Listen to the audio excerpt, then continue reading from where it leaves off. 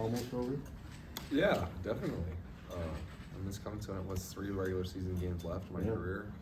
It's a lot of games I've played. I don't even know. I'm trying to think how many. It's over 160 now. Yeah, 160. That's a lot. It's a lot of games. How many Bohannon playing? I can't remember. I bet he's got me beat because in his like he played those full 10 in his medical year, or maybe. No, he did. He played 10 in the medical year. Right. Okay. That's what I thought. So then I think he would have me beat. Maybe. You guys could both rank near the top all time of most games played in the history of this game. You ever thought about that?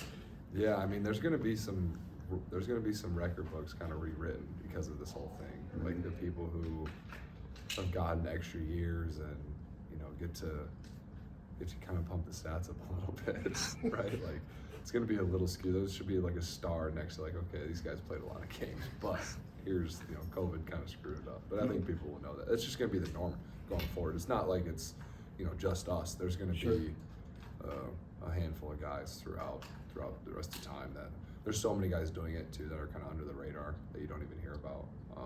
But it's just, I feel like anybody who plays since they're a freshman, everybody just like remembers them. It's like, oh, like he's been there forever just because you're so, you're used to that guy, seeing that guy for so long. And Caitlin Clark could play 5 years. Imagine that. She could break every record, probably, right? I mean, she could, and like those records would never be.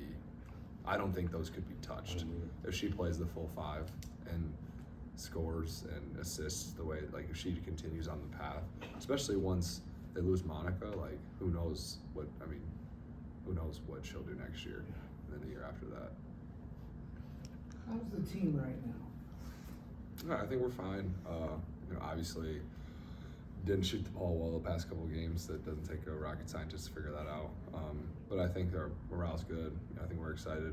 This is kind of the home stretch. Everybody at this point is tired of everybody else. I mean, that's just the way that it is. Everybody physically tired. There's some mental fatigue. We haven't had an off day in a really long time. But that goes for everybody else. The teams that are, gonna come out of this ahead are the teams that are mentally tough, along with some physical toughness. But more importantly, the ones that stay mentally sharp, focus, attention to detail, stay connected, all of the things that you've heard us talk about before. That's really what it comes down to. I mean, most teams shoot better at home, especially 3. Yeah. How much of it has to do with you're familiar with the rims, the baskets, whatever? Is there too much made of that, or is it just everything kind of combined together? You're just more comfortable? Yeah, I mean, I don't think you could put too much into the past couple games. I mean, there's definitely some splits there that, it's like, it's drastic. If you only look at like the past couple, but then like you look at, we beat Rutgers on the road and we make however many threes we made. Like we shot well at Penn State, right? Like there's been games you could pick out. And then there's games when we haven't shot as well at home. It's just the way that it is. So I don't think it's necessarily, something that's like, I don't know. I don't think it's like a serious trend, like a big worry. There's definitely, every team, you're right, you shoot, there's comfortability. The ball is different, right? Because you use your own ball, like the basket, like you shoot there every day. There is like a certain aspect of that. And I think every team would say that, but I don't think that it's some drastic thing that would cause such a distinct difference over the past couple games. I think it's just hopefully an anomaly, and I think we'll get back to. It'd be different if we were all horrible shooters, which we're not. Like there's a big difference there. Do you think the 3-point shot has too much impact on the game? Do you ever think that, or do you like how much impact it has? Yeah, there's definitely a ton of impact that goes with that. Because you're shooting, I don't know how many. I know we shot at least 25 threes, right? And that's a lot of attempts from distance. And if you don't make any of them, that ball is bouncing all over the place. It could lead to some fast breaks versus if you're in closer, getting better shots, maybe a better chance of offensive rebound, like that kind of thing. But I don't think it's like different for us than it might be for somebody else. I think it's something that every team kind of deals with. It's just part of the game now. You watch an NBA game. It's so important. If you can't shoot, especially in the playoffs, you just don't play. It's just that simple. When you think about your whole career, are there 1 or 2 things that kind of stick out about maybe how you got to this point? Because I know you've gone through injuries, baseball, all different sorts of stuff? Yeah. Yes, No, I mean, just being like a part of the team in the capacity that I am now, there's moments that kind of stick out. You know, getting through my surgeries would be the main one, because that's it's a big part of life, not only the basketball career, but just in general, kind of everything I've done with that. And then, I don't know, I guess just being a part of the year I didn't play, being on a losing team, the team that I was on, I was here in practice and stuff like that, but I didn't play at all.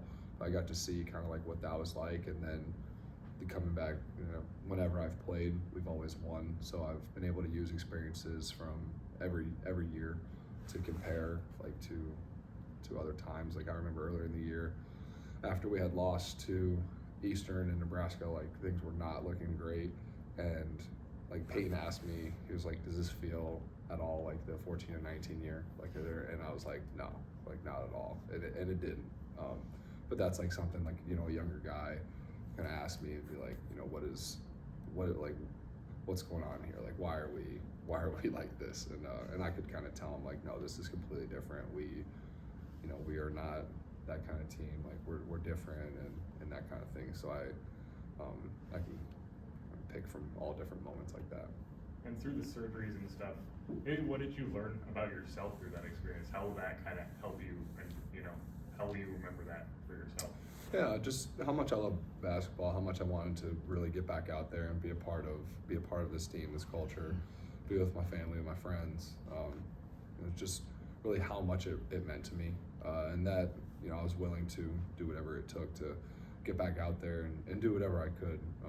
At times good, at times bad, you know, whatever the case may be. Just play as well as I was capable of. And, Do you ever say what if about baseball? Yeah, no, all the time. I was literally talking about that because I was with one of my friends, Isaiah. We were over at the baseball facility earlier, messing around, and we were just talking about it. And I don't know, I've always wondered, you know, what if I really beefed up, got to like, you know, 230, 240, and just hit bombs. I mean, it was completely focused on baseball, like year round. Took at bats, swings, like the strength that I could have gained doing that, and being in a year round sport like baseball needs to be. It's just completely different, and I've definitely wondered about that. But ultimately, I think like just the fact that I really did like love basketball more, I think that always would have probably pulled me back a little bit more than I would have hoped. Was this year Last one for Connor. Yeah. Was this year kind of the year that you kind of really decided you wanted to go into basketball coaching, or had you already kind of known that? I would say like more so this year than others, yes. But in the back of my mind, I feel like I was kind of new. There's always been a little, I don't know, a little voice in the back of my head that's kind of telling me like that's the direction I'll go. But this year, just being completely locked in on basketball, and finally knowing that it's coming to a full end. I don't have another year to fall back on. I can't put off the professional career anymore, and I just kind of had to think about it. And so ultimately, I've said this before, like getting paid to do something that doesn't feel like work doesn't sound too bad. Okay, thanks, Connor. Thank you. Thanks, guys.